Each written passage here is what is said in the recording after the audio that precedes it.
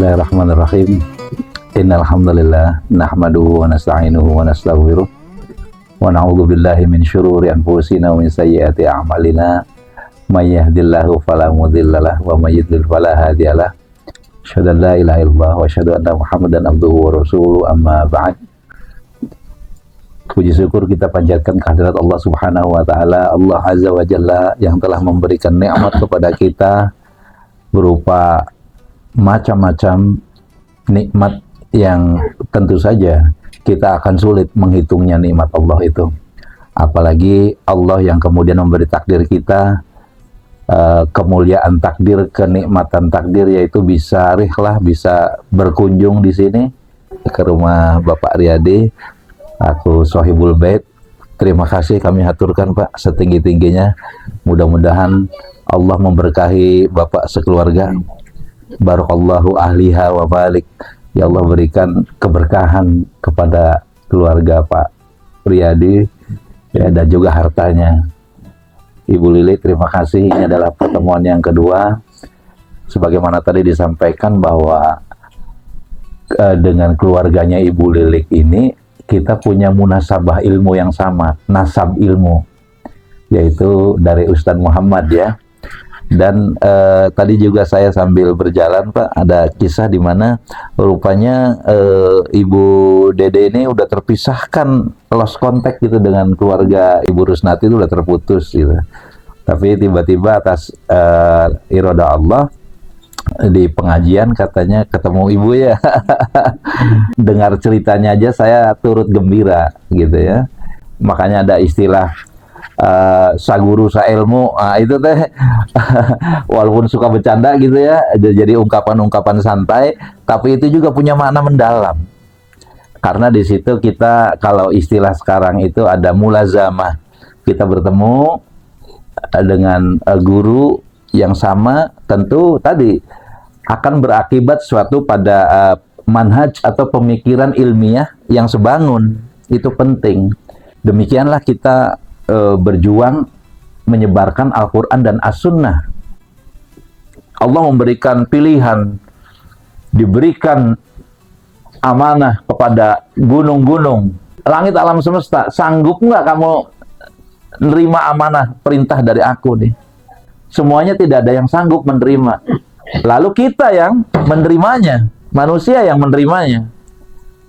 Kita dipercaya untuk menanggung amanah ini.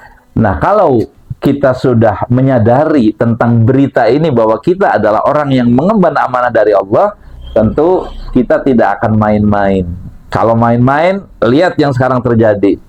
Rumah dibakar, orang diuber-uber, kemudian ketika sudah dibakar ada yang terjebak di dalam, mau keluar nggak bisa, nurunin tangga, tipu menipu, fitnah memfitnah, ada intelijen, kontra intelijen, wah macam-macam. Ririwit. Kenapa? Amanah sudah diterlantarkan. Seperti itu. Rasulullah juga mengingatkan, pada akhir zaman nanti kamu akan dipimpin oleh orang-orang bodoh. Orang bodoh malah yang mendapatkan amanah melalui sistematika kebodohan yang kita anut. Kenapa? Karena kita sudah tidak mengikuti apa yang Allah dan Rasulnya lakukan melalui amanah kehidupan yang dipandu oleh Al-Quran dan As-Sunnah. Kita sudah lari. Makanya kita termasuk orang yang terikat dalam sebuah manhaj, ya, manhaj amanah, amanah ilmu dan dakwah di sini. Kewajiban menuntut ilmu dan kewajiban dakwah sesuai dengan kapasitas masing-masing. Dakwah itu tidak harus kita di podium, tidak harus berbicara dengan mustami dengan jumlah sekian, nggak ada aturannya. Dakwah itu paling tidak menyampaikan satu ayat saja. Kita harus tahu juga kalau untuk dakwah kan harus menyampaikan ilmu yang hak. Jangan sampai yang batil disampaikan. Biasanya ibadah Allah yang banyak berbeda. Tentang cara sholat, cara wudhu sebelumnya, ya. Macam-macam sholat aja. Jadi dengan mengetahui fikihnya, kita mengerjakan sesuatu yang memang sunnah, sesuai sunnah. Tidak mengerjakan yang di luar sunnah. Yang di luar sunnah namanya bid'ah, kan? Untuk tahunya dari mana? Ya melalui kajian-kajian seperti ini. Justru perbedaan fikih ini kita yang sering diadu-adu. Kita sekarang nggak main di situ, tapi kita harus tahu hukumnya. Tapi bukan berarti kita membiarkan yang batil jadi hak, enggak. Wala talbisul haq wal batil, kita menganut itu. Yang hak tetap, kita tidak akan campur aduk. Kita berusaha untuk menghidupkan sunnah-sunnah Nabi. Dan kemudian juga kita itu tahu bahwa tidak boleh kita menyembunyikan ilmu. Diwajibkan untuk menyampaikan kebenaran. Tidak dibenarkan kita menyembunyikan kebenaran. Nah, makanya melalui pintu-pintu ilmu ini sebetulnya kita tidak dituntut untuk menjadi pintar, jago dalil, ngedalil, enggak. Tapi kita itu tahu tentang metodologi al-istinbatul ahkam. Bagaimana cara mengambil dalil dari Al-Quran. Tata caranya seperti apa. Kedua, bagaimana cara istinbatul ahkam dari hadis yang sahih. Lalu kedudukan hadis dhaif seperti apa? Mendahulukan teks-teks yang apa dulu daripada teks yang lain. Nah, itu dipelajari itu. Keputusan-keputusan yang diambil itu melalui keputusan kolektif dari para ulama-ulama kita dan juga para ahli. Kalau udah membahas tentang misalkan sekarang mah cryptocurrency, misalkan kripto, ya. Nah, itu kita membahasnya itu manggil para pakar-pakar ekonomi syariah, ekonomi modern. Kalau mengenai ginekologi, kandungan, panggil ahli kandungan, doktor-doktor, profesor di kita itu. Mereka menyampaikan keilmuannya, lalu tinjauan syariahnya seperti apa. Alhamdulillah, dengan cara seperti ini adalah menjaga ilmu dari apa yang guru-guru kita berikan. Hebatnya kita tidak pernah bertemu Nabi, kita tidak pernah bertemu sahabat. Tapi kita beriman secara penuh. Beriman secara penuh apa yang Allah dan Rasulnya sampaikan kepada kita, kita terima. As-sam'u wa ta'ah. Kita dengar dan kita taat.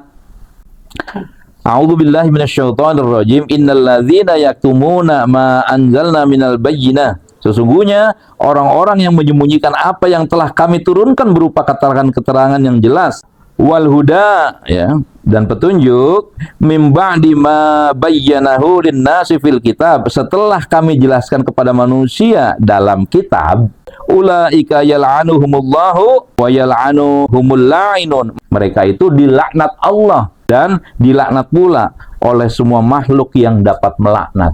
Tuh, orang yang menyembunyikan kebenaran, bagaimana hidupnya nggak belangsak di dunia dan akhirat, dilaknat. Allahnya melaknat, ya kan? Semua makhluk melaknat. Ngeri ya tuh, ngeri. Makanya terjadi bencana, ya kan? Baik bencana yang sekarang dalam arti rusaknya alam itu tuh, karena kebenaran disembunyikan. Yang dijalankan adalah kebatilan yang sesuai dengan hawa nafsu, dengan keinginannya. Allah sudah bilang, mim ba'di ma bayyanahu lin-nasi fil kitab, aku sudah datangkan itu pengetahuan, aku sudah datangkan, sudah sampaikan itu ilmu untuk mengelola kehidupan ini. Sama kamu disembunyiin gimana sih? Wudhu ini caranya begini nih, tata caranya. A, B, C, D udah jelas. Baca bismillah. Terus ya dikasih tahu sudah. Habis itu kumur-kumur sambil istinsyak. Tahu istinsyak, Bu? Ya. Jugut banyu, ngambil air, kumur-kumur sambil menyedot, menghirup air di hidung. Habis itu keluarkan, istinsar namanya kalau mengeluarkan. Awal-awalnya sih panas kalau yang belum biasa tuh ya, nanti lama-lama enggak. Memang begitu caranya. Jangan tanya kenapa, sudah begitu aja. Nanti kalau belajar hikmahnya nanti tahu nanti secara medis, gitu ya. Iya. Tapi ilmu itu, perintah Rasul itu ada hikmahnya atau tidak ada hikmahnya, kita wajib ikut. Mau ngerti atau pasti ada hikmahnya, cuma ada yang terurai, diketahui melalui ilmu, dan ada yang belum. Dulu sahabat kan nggak tahu. tabiin nggak tahu, tahu teh sekarang aja kita tuh. Oh, ini kan membersihkan apa tuh hidung ya kan. Non teh gangguan pernafasan pada bagian hidung tuh orang-orang THT, dokter-dokter THT paham itu kan ya Bu ya. Apa itu namanya polip lah, ada sinus ya, sinus dan macam-macam lah. Itu hikmah.